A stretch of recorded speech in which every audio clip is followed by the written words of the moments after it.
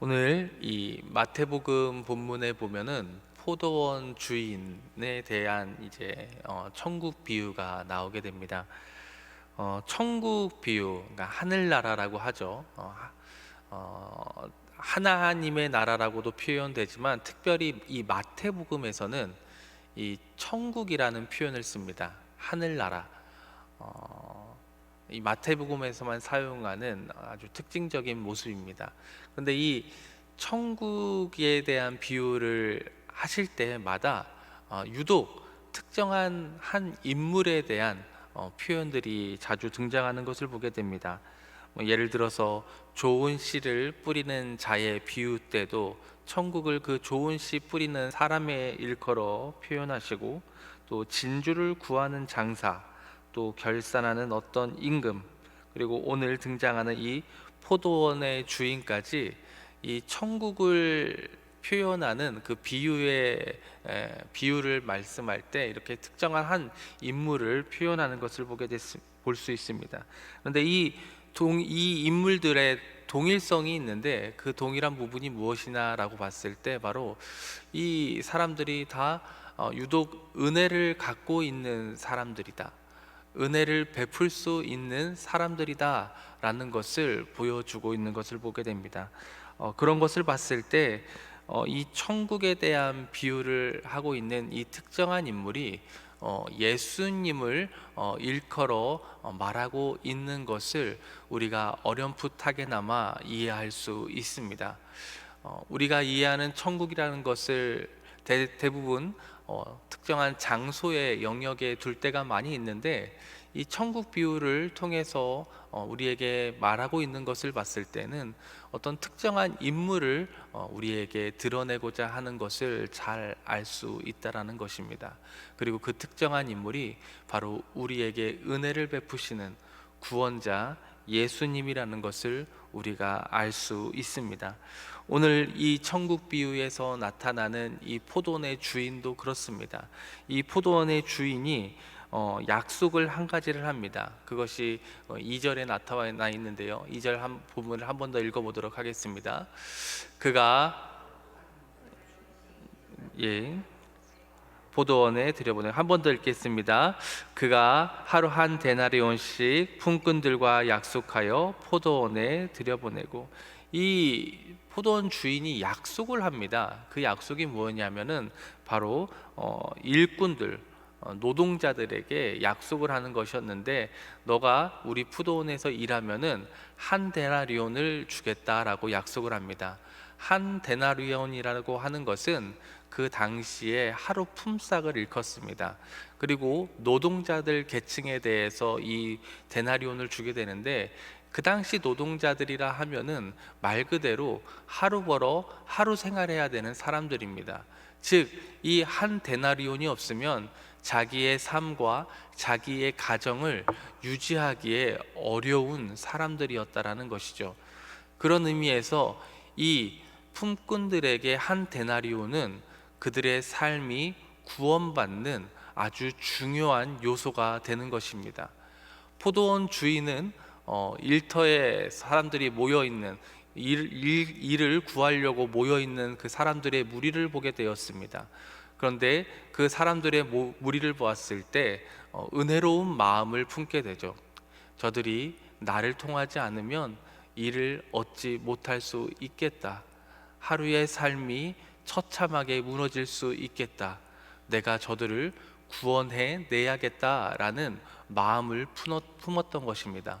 그리고 그들의 구원의 몫인 바로 그 한 데나리온을 그 품꾼들과 약속을 하고 자신의 포도원에서 일을 시키게 되는 것을 보게 됩니다. 그런데 이 포도원 일꾼을 이 예화를 보게 되면은 조금 불편한 마음이 들 수 있습니다. 왜냐하면 이 9시에 일한 사람이나 그 이후에 5시, 심지어 5시에서 1시간 일한 사람이나 동일한 한 데나리온을 받기 때문입니다. 그래서 많은 품꾼들이, 일찍 나온 품꾼들이 늦게 나온 품꾼들과 동일한 한 데나리온을 받는 그 장면을 보고 불만을 품는 모습이 등장하게 됩니다. 그런데 우리는 여기서 불편을 얻어야 될 이유가 하나도 없음을 깨달아 알아야만 합니다. 왜냐하면 이들에게 이 한 데나리온이라는 것은 구원을 뜻하는 것이고, 모든 이에게 구원은 동일하다는 것을 우리에게 말씀하고 있는 것입니다. 그리고 또한 그 구원은 바로 하나님께서 베풀어 주시는 온전한 은혜임을 우리에게 알리고자 바로 이 말씀을 우리에게 주고 있다는 것입니다. 그렇습니다. 우리가 한평생 이 땅에 살면서 하나님 안에서 예수님으로 말미암아 구원받기를 소망하는 하나님의 성도님들입니다.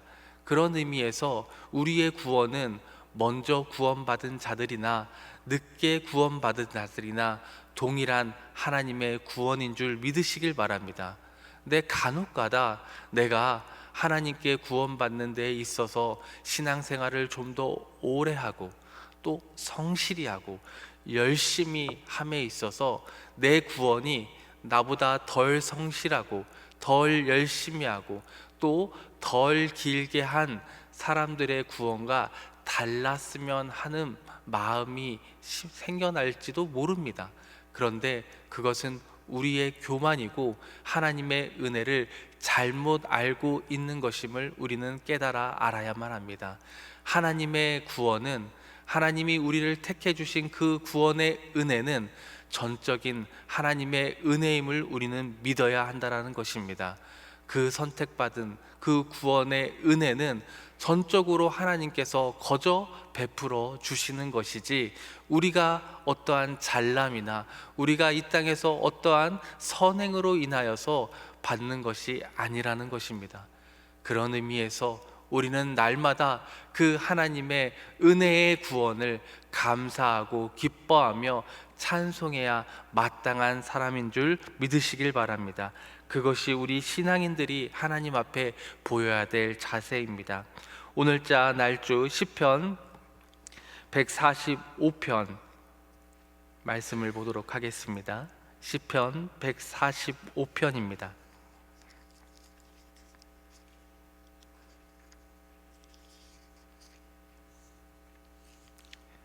시편 145편 8절 말씀을 먼저 읽어보도록 하겠습니다. 다 같이 읽겠습니다. 여호와는 은혜로우시며 긍휼이 많으시며 노하기를 더디하시며 인자하심이 크시도다. 한 구절 더 읽어보겠습니다. 19절입니다. 19절 말씀도 함께 읽겠습니다. 다 같이 읽겠습니다. 그는 자기를 경외하는 자들의 소원을 이루시며 또 그들의 부르짖음을 들으사 구원하시리로다. 아멘. 이 다윗의 시입니다. 다윗은 하나님께 구원받은 하나님의 백성입니다. 그리고 자신이 하나님께 구원받았음을 잘 깨달아 아는 사람이었습니다. 그리고 그 구원이 하나님의 전적인 은혜였다라는 것을 깨달아 아는 사람이었습니다. 그래서 그의 찬송 한마디 한마디에는 날마다 하나님을 찬양하고 자신이 별 볼 일 없고 참 자기는 구원받기에 합당하지 못한 사람이라는 것을 고백하고 있는 것을 보게 됩니다. 그리고 오늘의 시편에서도 그러한 정신을 잘 드러내는 것을 보게 됩니다.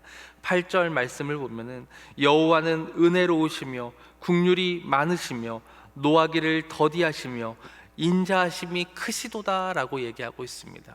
즉 다시 말해서 자신이 왕으로 살고 있지만 자신의 이 위치가 내가 잘나고 내가 열심히 하고 내가 성실해서 이 위치에 있는 것이 아니라 이것이 다 하나님의 은혜다라는 것을 고백하고 있는 것입니다. 또 동시에 노하기를 더디하신다라는 표현을 하면서 자기가 얼마나 하나님 앞에서 처참하게 무너져 내릴 수밖에 없는, 그리고 무너졌던 사람인지 다시 한번 고백하고 있는 것입니다. 밧세바를 취했던 그의 모습을 봤을 때 자신이 얼마나 추악해질 수 있었는지 본 스스로도 잘 알고 있었던 것입니다.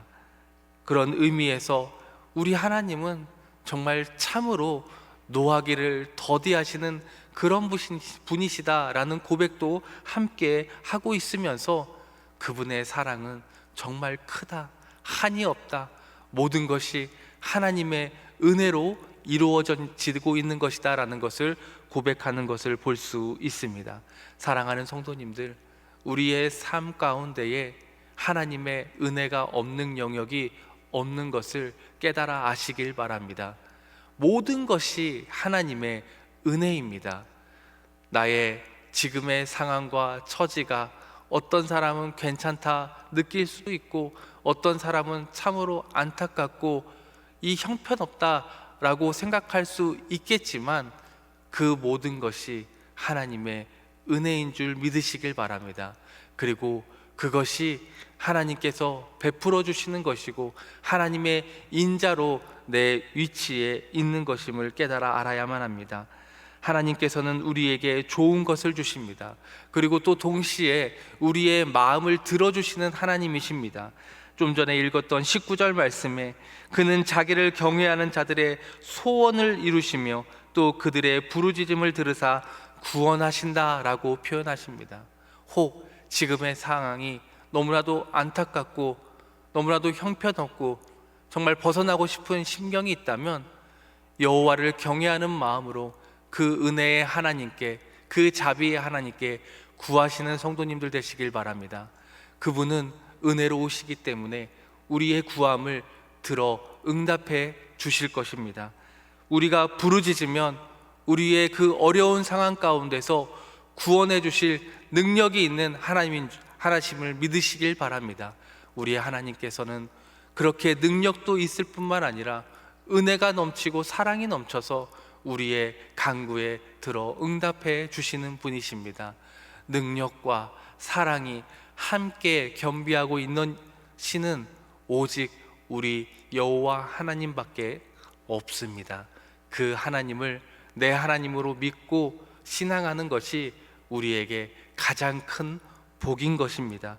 그런 의미에서 날마다 하나님께 부르짖고 하나님께 간구하고 하나님을 나의 최고의 재산과 자산으로 여기는 주님의 복된 성도님들 되시길 주님의 이름으로 축복합니다.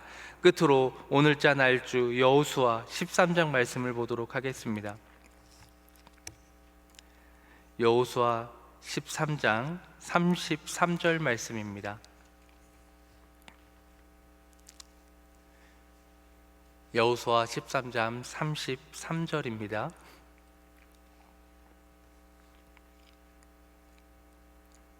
다 같이 봉독하겠습니다. 오직 레위 지파에게는 모세가 기업을 주지 아니하였으니 이는 그들에게 말씀하신 것과 같이 이스라엘의 하나님 여호와께서 그들의 기업이 되심이었더라. 아멘. 여호수아가 가나안 땅을 정복하고 하나님께서 말씀하신 대로 12지파에게 그 땅을 분배합니다. 하나님께서 주신 재산을 나누고 땅을 나눕니다. 그런데 특별히 한 지파, 레위 지파에게는 기업으로 땅을 주시지 않았습니다. 다만 다른 기업을 주고 있다고, 특별한 재산을 주고 있다고 얘기하고 있는데, 그 재산이 무엇이라고 합니까? 바로 하나님입니다. 여호와 하나님을 레위 지파는 자신들의 재산으로 받게 됩니다. 여기에 나오는 기업이라는 단어는 대대로 물려줄 재산이라는 원어의 의미를 담고 있습니다.